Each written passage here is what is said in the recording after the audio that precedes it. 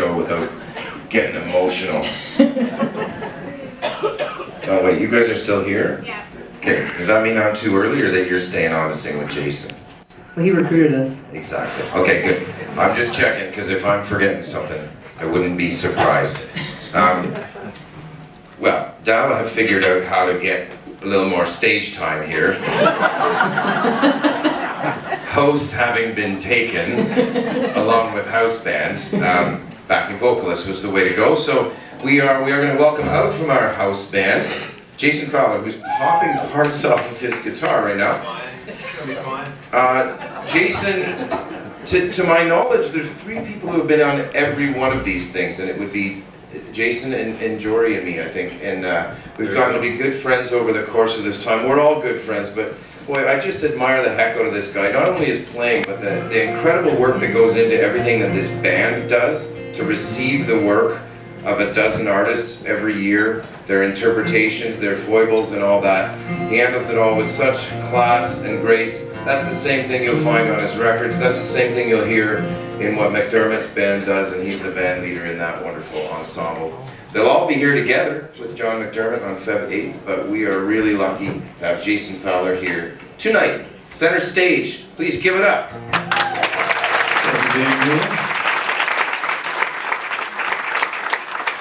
Really, the reason these 2 gals are still here is because I said to Jory, if I'm going to go on after Dalla, then they're going to have to stay in sync, because you can't really follow them. I want to tell you a little story that I haven't told the last few nights. Almost 30 years ago, which is an amazing thing to say, because I still feel about 20. Almost 30 years ago, I worked for a time at a little boutique guitar store in Toronto called Ring Music on Harvard Street, still there. And I hadn't been working there very long before one day I was standing at the front counter, and the front door opened and Gordon Lightfoot walked in with a guitar case. And I didn't quite know what to say, but he introduced himself to me as if that needed to happen. He said, "Hi, it's Gord." And over the years that I worked there, I mean, these experiences, he may not remember any of them, I don't know, Gord, but I remember every single one of them. They're etched in the Memorex of my brain. He was so kind to me in a way that, you know, they say you should never meet your heroes. Well, the only possible exception to that is Gordon Lightfoot, because we had so many, for me, very meaningful exchanges, including the time when I put out my first independent CD in 1995, and I gave him a copy, and he returned a couple of weeks later with handwritten notes.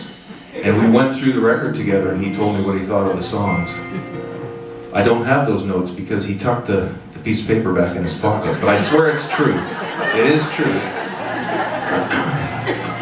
Another time he explained to me how in the early days they used to, when they were playing all over the country, and they would travel in a station wagon and they would stay in motels, and there would be a hot plate there. And they would play, you know, probably 6 nights a week, and at the end of the week they would boil their guitar strings, which was an old method that you could use to clean your guitar strings. And he described the whole process to me. And then he said to me, "What kind of guitar do you play?" And I said, well, I play a Larrivee guitar, whatever it was at the time. But I said, but my dad has a D18, which is what Gordon plays. So the next time I saw him, he brought me a set of his boiled guitar strings, which I still have in the Ziploc bag in my safe. I can't make this stuff up, right? I almost bought his SUV one time. He had a big Suburban that he was selling, and before I managed to see him the second time, he traded it in, but I almost bought the Suburban, which was his old canoe camp vehicle. That would have been something. But another time, now Gord, you might not know this, but he had brought a guitar, in this famous D18 guitar, which I believe he had been given by Bob Dylan. So this guitar had all kinds of history associated with it. And it had this amazing piece of, or several layers of black tape, electrical tape, in a circle where he rests his hand. And he had brought it in because it had been buzzing. And so he brought it in and he left it for a couple hours, and I think he went off to the gym. And my boss, who was the repairman, fixed the guitar. And then he brought it out for me to try it, because he's not really a player himself, this guy. And he wanted to make sure before Gord picked it up that it wasn't buzzing. So he said, "Can you play something like Gord would play?" So I did, because So I studied Gord's guitar playing like that. And I did this thing, and he said, "It doesn't buzz?" And I said, "No, it's great." He says, "Okay, give it back." So I played about 10 seconds on his D18 to make sure that it wasn't buzzing for him. But all I can say is thanks, Gord, very much for the kindness that you showed a young musician. It was incredibly meaningful.